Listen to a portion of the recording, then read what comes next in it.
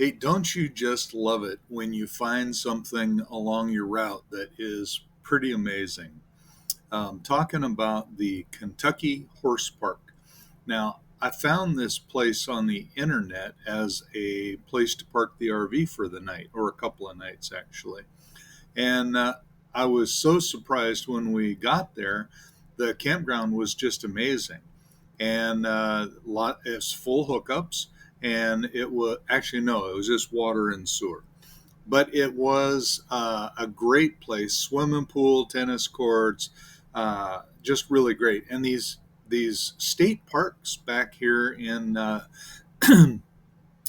this area, Kentucky, Tennessee, are really fantastic. But right next to the Kentucky Horse Park campground is the Kentucky Horse Park, and it is an educational place, a place where they do research. It's a place where they have the International Museum of the Horse. And of course, this area of Kentucky, it's near Lexington. So this is horse country. And so this place was right next door. And Glenn and I decided to go check it out. And so we go over there. And the funniest thing was, we went over there on Briar Weekend. Now, Briar Fest weekend happens once a year, I guess, and draws an amazingly huge crowd.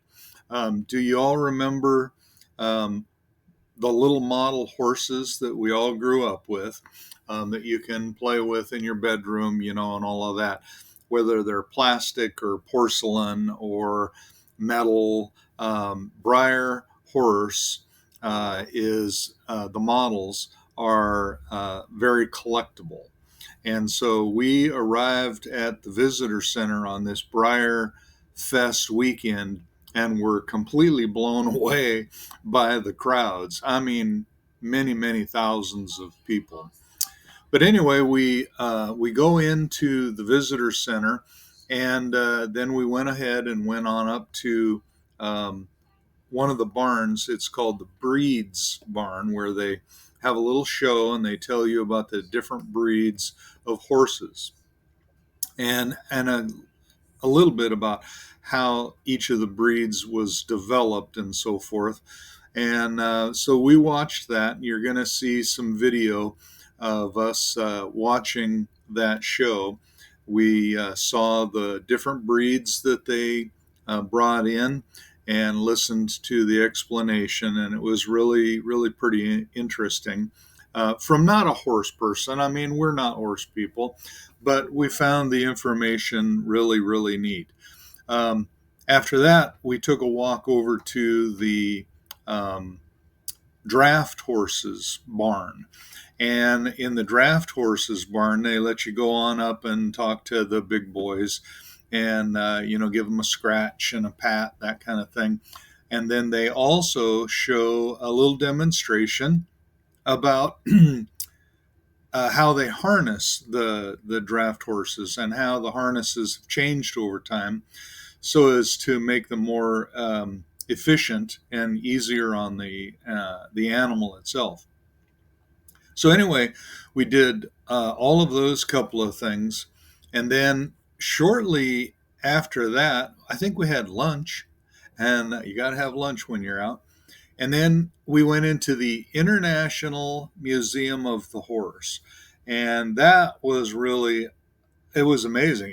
The literature says it's over 60,000 square feet of museum, and they have it done up really well. From things about how horses used to be in the North American continent, and then they were extinct.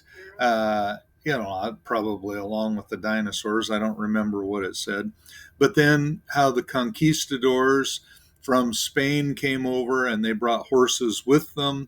And then the horse population grew and took over North America again. Of course, not just the conquistadors, but every exploring country that came over to the North American continent brought horses with them.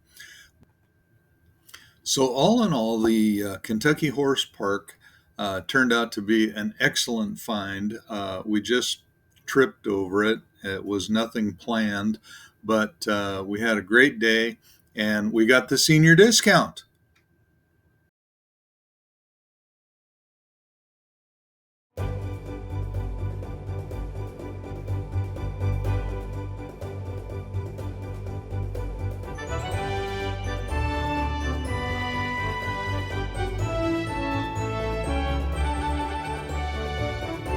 Here from South Carolina, the Marsh Tacky. Followed by one of probably the most popular breeds in Kentucky, the Thoroughbred.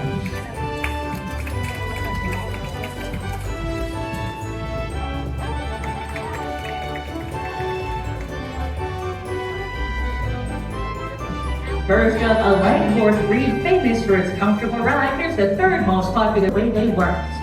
With long days in the saddle a way of life, there was a need for horses that could be comfortable to ride all day, every day.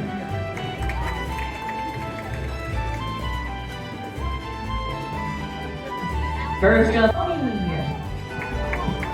followed by the English Shire.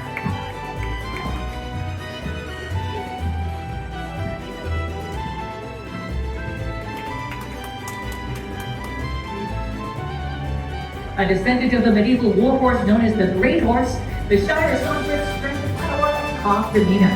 From battlefield to farmfield, the Shire has been our partner for centuries. Those ancestors were the war horses of the medieval era. Its greatest impact made them as pillars of civilization.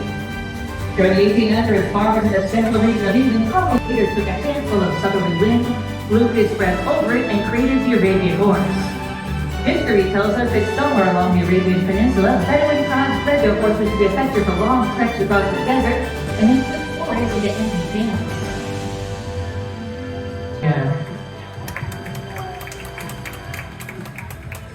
And in Kentucky native, the Old Kentucky Saddler.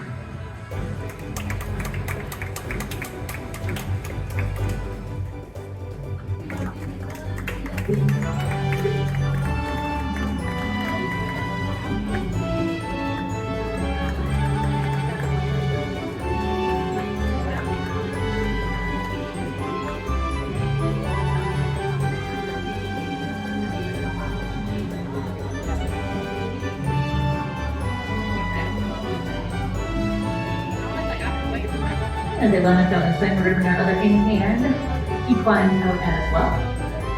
Now join us at 2 p.m. today here at the Breed's Bar for Equine Academy. That's a new show that we've been doing this season. It provides insider information about the world of horses and an equine show and tell, unscripted sort of format.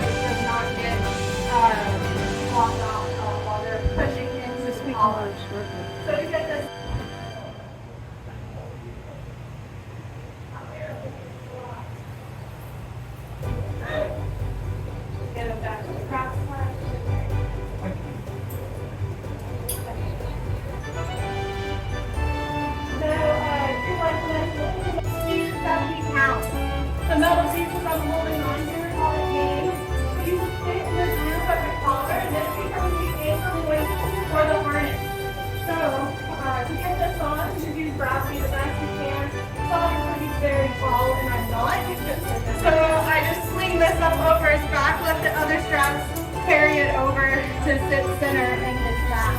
And then I'll focus on getting it anchored down before he moves around too much. So, like I said, these guys are very used to this harness.